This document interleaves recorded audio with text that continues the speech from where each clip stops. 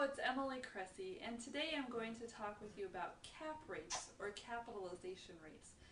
Basically, the easiest way to think about this is if I were to buy a property for cash, what rate of return would I want to get on my money? A common example is a 10 cap because it's easy to use. Think of buying a property that's worth $1 million. If it was a 10 cap, you would actually get a 10% return on that $1 million every year. So you'd get $100,000 each year. Now the key thing to remember here is that this assumes that you're buying the property all cash. You've got $1 million in your pocket and you're plunking that down for the purchase of the property. If you're buying it with a mortgage, you can still use the cap rate formula in the same way, but you will not be getting $100,000 cash in your pocket each year. A chunk of that $100,000 that you get off of the property will be used to pay the mortgage, and you'll get whatever is left over. Actually, your rate of return might be even higher if you have a mortgage, depending on the way you've leveraged the property and your interest rates. So be sure to run your numbers. Now here are the basics. Cap rate is a percentage, and the formula is net operating income divided by the price of the property. So net operating income means how much money is the property taking in from things like rents and other income sources like parking, storage, laundry, vending.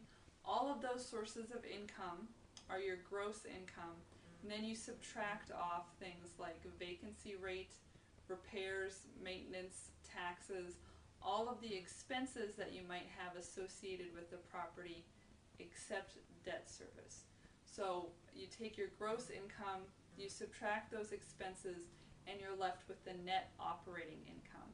So for example, with this $1 million property, let's say that you are generating $150,000 in gross rental income, but you've got $50,000 in expenses.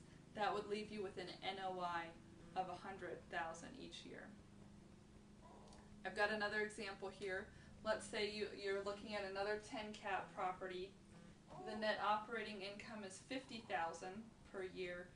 The price that you would want to pay for that property is $500,000. Now a 10 cap might be somewhat optimistic depending on your marketplace. Here in Seattle, where housing prices have tended to go up and up and up and up very quickly over time, most rentals, most commercial properties do not sell for a 10 cap. They might sell for a 5 cap or a 6 cap. Now what that means in the context of our discussion is that investors only need to get a 5 or 6% rate of return if they bought the property for cash from the cash flow of the property. The reason that they're willing to settle for that lower rate of return on cash flow is because they have another profit center, which is the price appreciation of the home.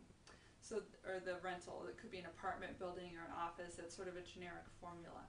But they're saying I'm willing to take less cash flow, less of a rate of return on that cash flow, because I expect the property to be going up in value so much more quickly. Let's contrast that to a different area, let's say the Midwest, where there hasn't historically been a lot of price appreciation. Someone buys a property for $500,000, they're not anticipating that it's going to double in value in 5 years. They're thinking it's going to go up very slowly over time.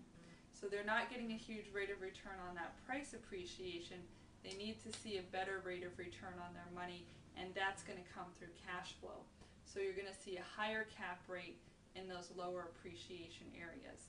Likewise, you'll see a higher cap rate on properties that have management problems, that are older, that are, for example, a mobile home park or an apartment building in kind of a bad end of town.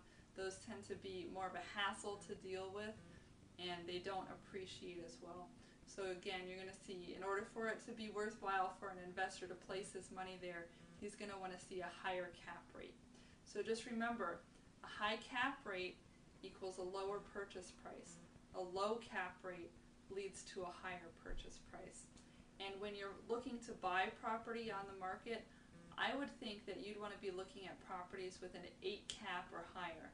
If you live in an area like I do, where cap rates tend to be very low, you might consider investing in a different part of the country where you can buy property that will cash flow strongly and let you afford to stay in the property over the long term. Hope that's helpful, and enjoy learning more about cap rates. Practice using the formula, plug in some different numbers, and be sure that you use it on any properties that you're evaluating so that you can see what the different properties are, how they compare to each other within the same market. Thanks again for joining me. This is Emily Cressey, and I'll see you on another video lesson soon.